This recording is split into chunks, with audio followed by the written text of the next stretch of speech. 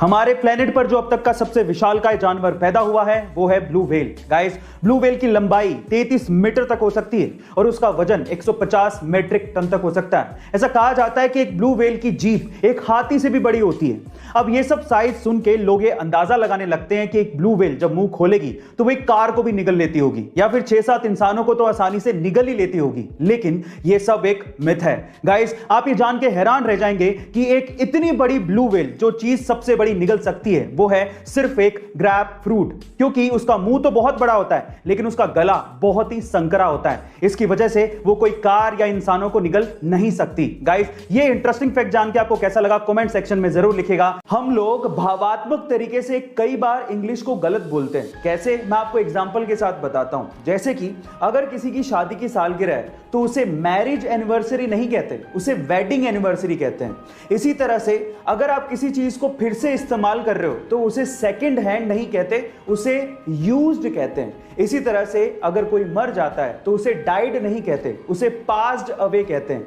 इसी तरह से अगर कोई गरीब है तो उसे पुअर नहीं कहते, उसे अंडर प्रिविलेज्ड कहते हैं। और फाइनली अगर कोई मोटा है तो उसे फैट नहीं कहते, उसे फुल फिगर्ड कहते हैं। गाइस, आपको इंग्लिश की ये नॉलेज कैसी लगी चैट सेक्शन में जरूर लिखिएगा। काम के बोझ के तले हम इतने ज्यादा दब जाते हैं कि कई बार हम लोग मुस्कुराना ही भूल जाते हैं। सो गाइस, दिल थाम के बैठिए क्योंकि आज ये एक छोटी सी पंजाबी कुड़ी आपको मुस्कुराने पर मजबूर कर देगी।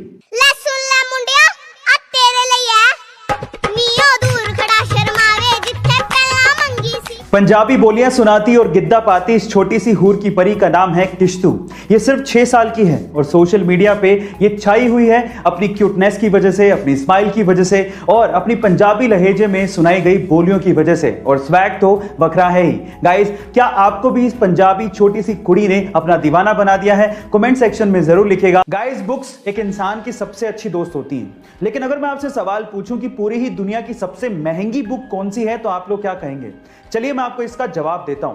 उस महंगी बुक का नाम है द कोडेक्स ऑफ लिसेस्टर, जिसे बिल गेट्स ने 1994 में लगभग $30.8 मिलियन से खरीदा था, यानी कि 200 करोड़ रुपए के लगभग इसको खरीदा था। लेकिन आज के टाइम पे अगर इन्फ्लेशन जोड़ दिया जाए तो उसकी कीमत $53 मिलियन के करीब है। इस बुक को लियोनार्डो दा विंसी ने खुद ने लिखा था। गाइस, आपको ये इंफॉर्मेशन कैसी लगी चैट सेक्शन में जरूर लिखिएगा। बेचना एक आर्ट है। आप जितने अलग तरीके से अपने प्रोडक्ट का विज्ञापन करेंगे, आपका प्रोडक्ट उतनी तेजी से लोगों के दिमाग में चढ़ने लगेगा और आपकी सेल्स भी बढ़ने लगेंगी।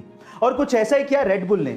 एक्चुअली हुआ कुछ यूं कि एक बार रेड बुल ने अपनी एनर्जी ड्रिंक लंदन में लॉन्च की और उसके लिए सबसे पहले उन्होंने ट्रेडिशनल विज्ञापन किए, जैसे कि टीवी और रेडियो पे ऐड देना। लेकिन उसका लोगों के दिमाग पे कोई फर्क नहीं पड़ रहा था और सेल्स भी नहीं बढ़ रहे थे। फिर रेड बुल वालों ने लगाया दिमाग। उन्होंने रेड बुल के खाली केन्स लिए और लंदन की सड़कों पे और डस्टबिन में डलवा दिए। अब जैसे लोग बाहर निकले और उन्होंने वो केन्स देखे तो लोगों को लगा कि ये ड्रिंक बहुत बिकती है और उसके बाद उन्होंने रेड बुल को खरीदना शुरू किया और पीना शुरू कर दिया, जिससे रेड बुल की सेल्स अचानक से बढ़ गई। गाइस, कितना गजब का दिमाग लगाया ना।